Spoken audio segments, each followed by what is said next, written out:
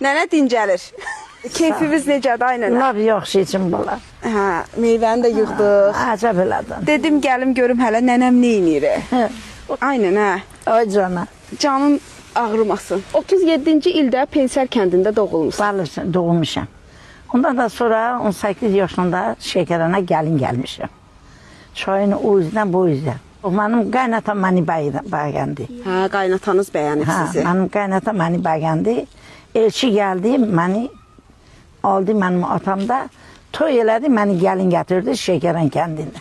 Siz oğlanı görməmişdiniz? Yok, görmemiştim. Bəs atanıza demədiniz ki, məni o vaxt belə tabi yox idi. Niyə verirsiniz? Yok. Ben bir tane kız olmuşam. Arım da bir tane bir tane oğlan olup. Ben hiç atama dememişim beni kime verme. İkiniz də ailənizin tək uşağı, amma gəlmisiniz. Maşallah Allah sizə 22 övlad verib. Bəli. Birinci uşaq neçənci ildə doğulub? 55'te. 55-ci ildə birinci uşağınız bəli. doğulub. Sonuncu bəs? 81. 81-ci. Kızıl. O 55'te olan oğlan olup. 81'de kız olup.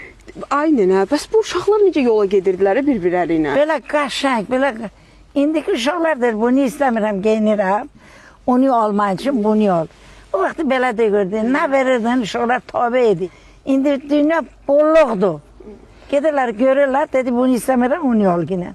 Bu nəvələr sözünüzə qulaq asır? Nə hünəri var ki, qulaq asma. Nəticədilər, nəvədilər? Nəticədir. Maşallah. Gündüzcə də varımdır, nəvələr də varımdır. Allah hamıya qismət eləsin.